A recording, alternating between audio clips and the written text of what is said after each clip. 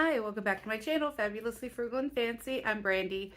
Today's video is a little bit of organization in the craft room, also a DIY, and just some hacks, tips, tricks for organization in the craft room. I hope you enjoy this.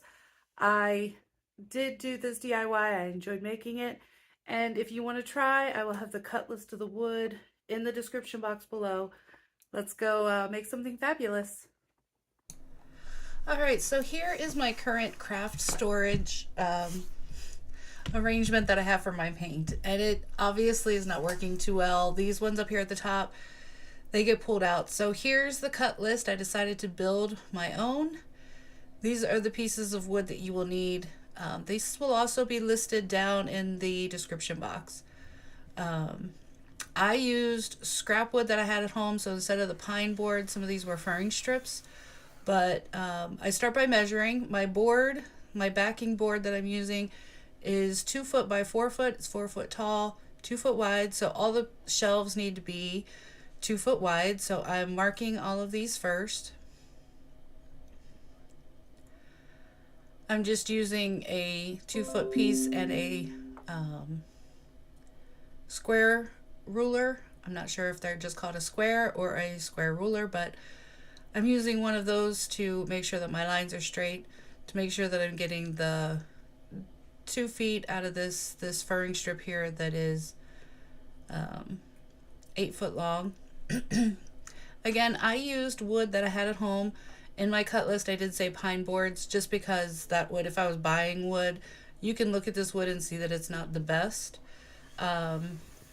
This is for my paint storage, so it doesn't need to be the smoothest wood or the best kind of wood. It just needs to be work for my storage. So I didn't really mind using other wood.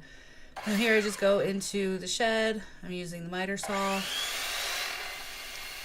cutting all of the wood at 2 foot lengths so that I have all of my shelves.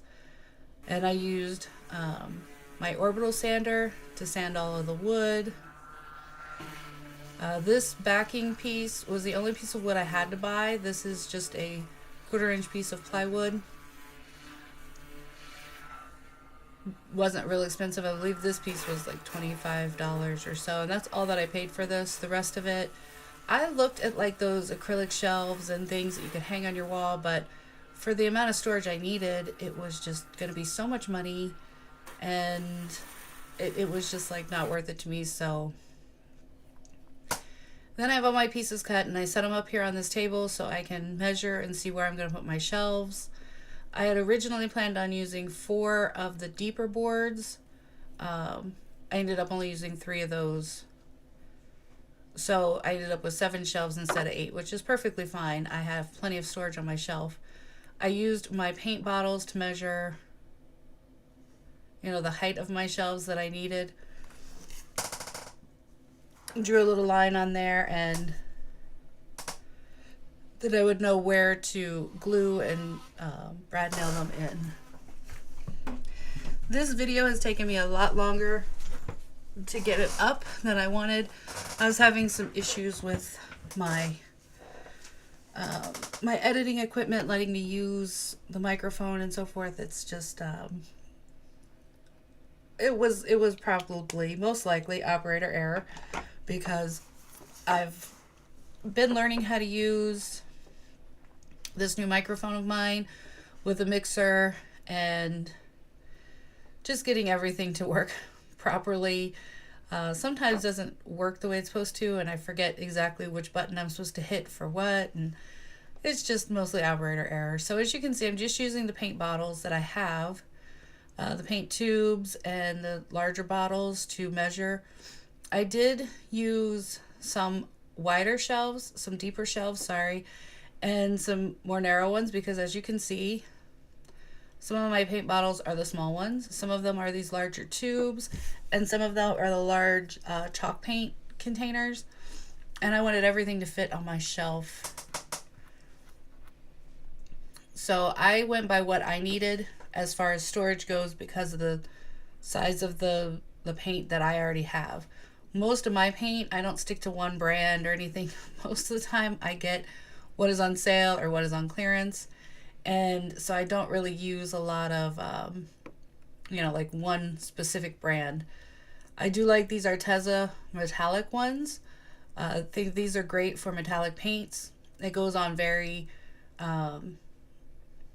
very well. It's not a see-through. Sometimes you buy the metallic paints and you got to do like 6 or 7 coats. With that Arteza, you don't have to do that. It doesn't require nearly as many coats. So I really like that for the metallic paints.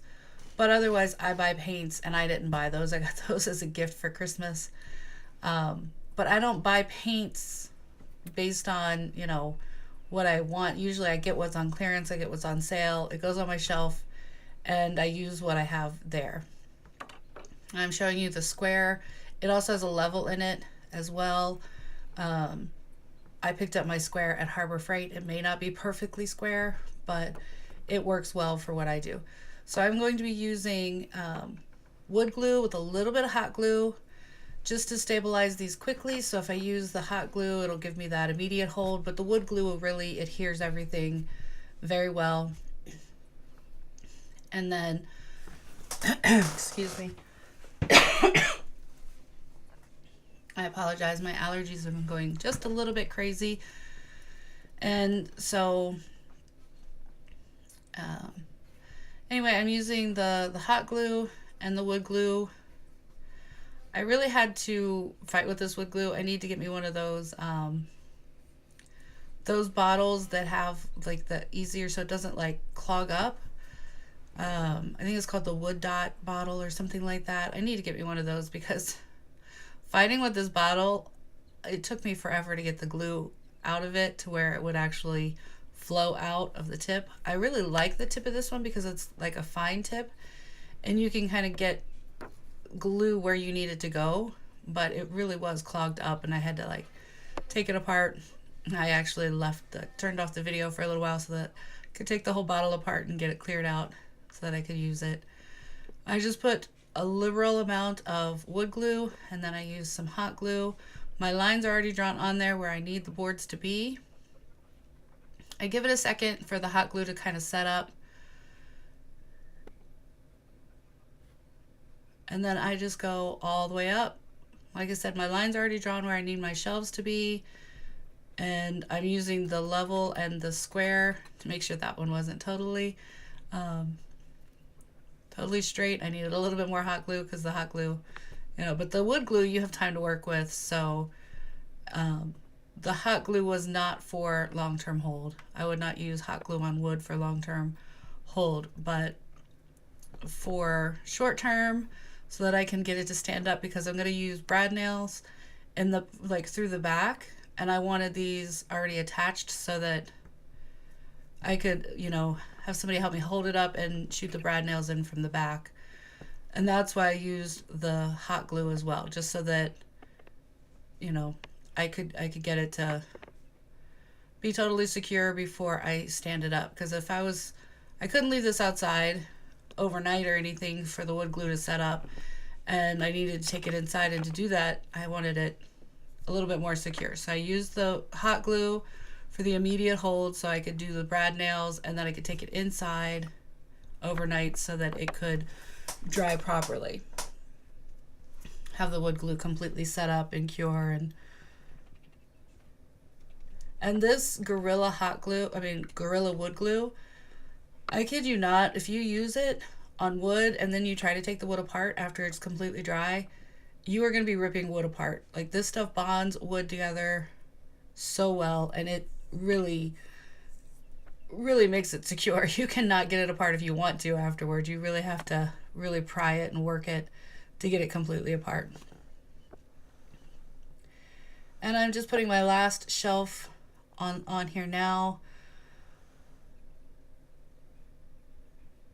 So yeah, I'm still fighting with that bottle, because this bottle is just, as soon as you stand it back up right, it all goes back down, and it's a thick wood glue, so it's hard to get out of this bottle, but I'm going to try the other kind of bottles and see if they work any better. All right, now for the brad nailer, I did have some help. I had my nephews out here holding it up for me. I actually showed them, let them put in some of the brad nails for me as well. And then I had this little trim piece. We lined it up on the sides and on the bottom, and I just attached this with brad nails. I didn't use any wood glue because it's not support of any kind. It's just to hold the paints on the shelves. And that piece right there, if you're actually looking at it, is upside down. I do fix that later on. Here is the next day, and all of the front pieces are on. Is when it's laying here like this, this is the stain I'm using. I'm just using black stain because that's what my craft room is done in black and pink, and so I wanted it black, and I like to stain instead of paint. But the way it's laying now, you can see the actual shape of the shelves. This little L, almost like a bookshelf type shelf, and everything's spaced apart where I wanted it so that I could put all of my paints on one shelf, and it was better paint storage for me this way. So it's a hot sunny day. It's like 90, and it is perfect for staining outdoors because one, you don't smell any of it, and two, it dries really, really quickly when it's outside. So I'm just applying the stain with a rag. I'm going in all the grooves of the bottoms of the shelves, the tops of the shelves, and going all around on the sides, staining the entire piece with the black wood stain. I wear gloves. It does not prevent me from getting black fingernails, however, because my thumb popped through and I looked like I had filthy, dirty fingernails for the next few days. But that's what you do when you're crafting, when you're doing home repair, when you're doing any kind of thing. You get stuff all over you. It really does not matter to me if I have gloves on or not because I still get it on my skin. But I had black spots on my arms, or I accidentally touched pieces of it with my arms. It was a mess, but it turned out cute in the end, so I'm okay with a little bit of stain on my arms. And again, I'm just applying the stain with a rag and wiping it off with the same rag. I just apply it and then I use the same rag to kind of spread it around and thin it out and wipe it down. I liked the stain as opposed to paint because it just goes to the wood a lot better. It's a lot easier to get it all attached. And somehow I ended up with a little bit of a repeat there, and I apologize for that. Not sure what happened with my video editing, but all right, here is my shelf completely finished. I did put all the paints on there. Everything fit very nicely. This is 4 foot tall, so it is large. You could hang this on the wall. I don't know if I have studs right behind there, so right now it's just leaning against the wall. Next, I'm just giving you a couple storage hacks. I used these wire shelves standing up, leaning up against the wall to hold all of my florals. And it works really well because my florals are out on display. I can see them. I can see what I have. I have lots of pinks and colorful things. I have, everything right here where I can see it. And I can pull it out very easily, use what I need. It works really well, and it's an inexpensive way to store your flowers. This little container I got at Harbor Freight, if you have a Harbor Freight around you. This was like a lime, not lime, but like fluorescent yellow where the gold is. I spray painted it. I took all the drawers out and spray painted the base gold so that I could use it. It's great for little things. This is made initially for screws and things like that. And here's how I store my flowers that I've already used in projects. Once they've already been cut off their stems, they don't fit on my storage racks for those. And so I put them in these little, like these Ziploc baggies. A lot of these came from Dollar Tree. They're the large ones that come in a box. And they're Ziploc, and then I use a pant hanger, fold the top over, and it's all very visible. So what did you think of the shelf that I built? Do you think that's something you would try to build? If it is, let me know. I would just be interested in seeing your pictures and so forth. Other tips and tricks, for the organization, just simple things that I find in my craft room that help me. I hope they helped you as well. Till the next time, I hope you have a blessed day. Bye.